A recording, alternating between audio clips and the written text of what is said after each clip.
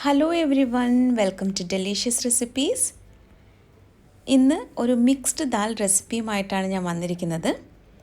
ഇത് ചോറിൻ്റെ കൂടെയും ചപ്പാത്തിയുടെ കൂടെയൊക്കെ കഴിക്കാൻ പറ്റിയ നല്ലൊരു കറിയാണ്. അപ്പോൾ ഇതെങ്ങനെയാണ് തയ്യാറാക്കുന്നതെന്ന് നോക്കിയാലോ. ആദ്യം നമുക്ക് ഈ പരിപ്പ് വെള്ളത്തിലൊന്ന് കുതിർത്ത് വെക്കണം. 1/3 കപ്പ് തുവരപ്പരിപ്പും 1/3 കപ്പ് കടലപ്പരിപ്പുമാണ് ഇപ്പോൾ ചേർത്തത്. ഇനി ഇത് കൂടാതെ 1/3 കപ്പ് ചെറുപയർ പരിപ്പും കൂടി എടുക്കുന്നുണ്ട്. ഇത് നല്ലതുപോലെ ഒന്ന് കഴുകിയെടുത്ത ശേഷം കുറച്ച് വെള്ളം ഒഴിച്ച് 1 മണിക്കൂർ നമുക്ക് മാറ്റിവെക്കാം. നിങ്ങളുടെ കയ്യിൽ മസൂർ ദാൽ ഉണ്ടെങ്കിൽ 1/4 കപ്പ് വീതം ഓരോ പരിപ്പും എടുത്താൽ മതിയാകും. അപ്പോൾ നമുക്കിതൊന്ന് അടച്ച് മാറ്റിവെക്കാം. ഇപ്പോൾ ഏകദേശം 1 മണിക്കൂർ കഴിഞ്ഞിട്ടുണ്ട്. ഈ കുതിർത്ത് വെച്ചിരുന്ന പരിപ്പ് നമുക്ക് ഒരു പ്രഷർ കുക്കറിലേക്ക് മാറ്റാം. ഇനി ഇതിലേക്ക് 1/4 ടീസ്പൂൺ മഞ്ഞൾപ്പൊടിയും ആവശ്യത്തിന് ഉപ്പും കൂടി ചേർക്കാം. പരിപ്പ് വേകുന്നതിന് ആവശ്യമായിട്ടുള്ള വെള്ളം കൂടി ഒഴിച്ചു കൊടുക്കാം. ഇത് നല്ലതുപോലെ ഒന്ന് മിക്സ് ചെയ്ത് കൊടുക്കാം. അതിനുശേഷം കുക്കർ അടച്ചു വെച്ചിട്ട് ഇതൊന്ന് വേവിച്ചെടുക്കാം. പ്രഷർ നല്ലതുപോലെ പോയതിനു ശേഷം മാത്രമേ കുക്കർ തുറക്കാവൂ. ഇപ്പോൾ പരിപ്പ് ഇവിടെ നന്നായിട്ട് വെന്ത് വന്നിട്ടുണ്ട്. ഇനി പരിപ്പ് കറി എങ്ങനെയാണ് തയ്യാറാക്കുന്നതെന്ന് നോക്കാം. ഒരു കടായിൽ കുറച്ച് വെജിറ്റബിൾ ഓയിൽ ഒഴിച്ചിട്ടുണ്ട്.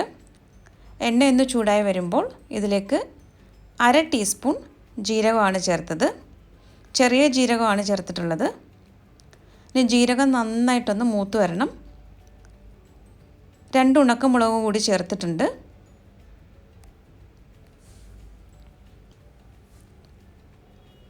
ഇനി നമുക്കിതിലേക്ക് സവാള ചേർക്കാം. 1 സവാളയാണ് ഞാനിപ്പോൾ ഇതിലേക്ക് ചേർത്തത്. ഇനി സവാള നല്ലതുപോലെ ഒന്ന് വഴറ്റിയെടുക്കണം. ഇത് പെട്ടെന്ന് വഴന്ന് കിട്ടാൻ വേണ്ടിയിട്ട് കുറച്ച് ഉപ്പ് കൂടി ഞാൻ ചേർത്തിട്ടുണ്ട്. ഉപ്പ് ചേർക്കുമ്പോൾ പ്രത്യേകം ശ്രദ്ധിക്കണം. പരിപ്പ് വേവിച്ച സമയത്തും ഉപ്പ് ചേർത്തിട്ടുണ്ടായിരുന്നു. 2 പച്ചമുളക് ചേർത്ത് കൊടുക്കാം. 1 ടീസ്പൂൺ ഇഞ്ചി വെളുത്തുള്ളിയാണ് ഇപ്പോൾ ചേർക്കുന്നത്. ഇഞ്ചിയും വെളുത്തുള്ളിയും ഞാൻ ഗ്രേറ്റ് ചെയ്തിട്ടാണ് ചേർത്തിരിക്കുന്നത്. ഇഞ്ചിയും വെളുത്തുള്ളിയും പേസ്റ്റ് ഉപയോഗിച്ചാലും മതി. ഇനി ഇഞ്ചിയുടെയും വെളുത്തുള്ളിയുടെയും ഒക്കെ ആ പച്ചമണം മാറുന്നത് വരെ നല്ലതുപോലെ ഒന്ന് വഴറ്റിയെടുക്കാം. അതിനുശേഷം 1/4 ടീസ്പൂൺ മഞ്ഞൾപ്പൊടിയും 1/4 ടീസ്പൂൺ മുളക് പൊടിയും ചേർക്കാം. ഇപ്പോൾ ചേർത്ത ഈ 2 പൊടികളും നല്ലതുപോലെ ഒന്ന് മൂപ്പിച്ചെടുക്കണം.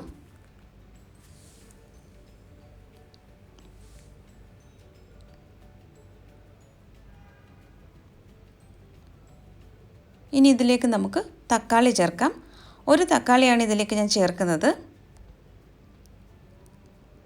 തക്കാളി നല്ലതുപോലെ ഒന്ന് മിക്സ് ചെയ്തെടുത്ത ശേഷം നമുക്കിതൊന്ന് അടച്ചു വെച്ചിട്ട് വേവിച്ചെടുക്കാം. തക്കാളി നല്ലതുപോലെ സോഫ്റ്റായിട്ട് വരുന്നതിന് ഒരു 3 മിനിറ്റെങ്കിലും എടുക്കും.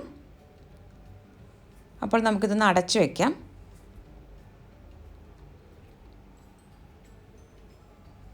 ഇപ്പോൾ ഏകദേശം 3 മിനിറ്റ് കഴിഞ്ഞിട്ടുണ്ട്.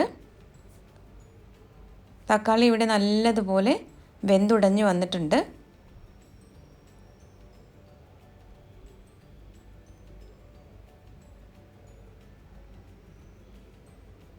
ഇനി ഇതിലേക്ക് നമുക്ക് വേവിച്ച് വെച്ചിരിക്കുന്ന പരിപ്പ് ചേർത്ത് കൊടുക്കാം.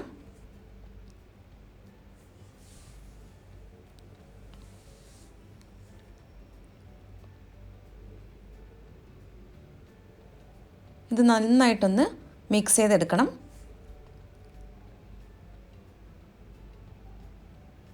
ഇതൊരു നാടൻ രീതിയിലുള്ള പരിപ്പ് കറിയല്ല. ഇതിനു മുമ്പ് സദ്യ സ്റ്റൈൽ പരിപ്പ് കറി ഞാൻ പോസ്റ്റ് ചെയ്തിട്ടുണ്ട്. അപ്പോൾ ആ വീഡിയോ കണ്ടിട്ടില്ലാത്തവർ സമയം കിട്ടുമ്പോൾ അതൊന്ന് കാണുക. ഡിസ്ക്രിപ്ഷൻ ബോക്സിൽ ഞാൻ ആ സദ്യ സ്റ്റൈൽ പരിപ്പ് കറിയുടെ ലിങ്ക് കൊടുക്കുന്നതായിരിക്കും. ഇതുകൂടാതെ സദ്യ റെസിപ്പികളുടെയൊക്കെ ഞാൻ പ്ലേലിസ്റ്റ് പ്രത്യേകം തയ്യാറാക്കിയിട്ടുണ്ട്.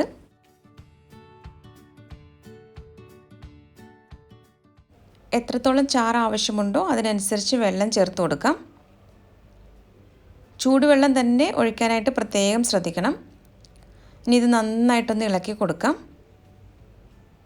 ചിലർക്ക് കുറച്ച് കട്ടിയുള്ള പരിപ്പ് കറി കഴിക്കാനായിരിക്കും താല്പര്യം.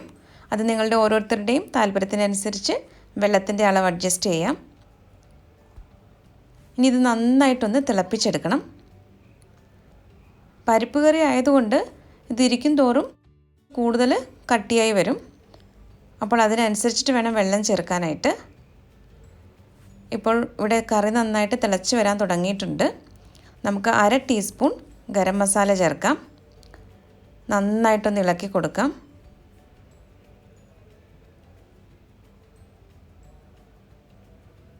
ഇനി ഇതിലേക്ക് അവസാനമായിട്ട് കുറച്ച് മല്ലിയിലയും കൂടി ചേർത്ത് കഴിഞ്ഞാൽ നമ്മുടെ പരിപ്പ് കറി ഇവിടെ റെഡിയാകും. വളരെ എളുപ്പമല്ലേ ഈ പരിപ്പ് കറി തയ്യാറാക്കാനായിട്ട്.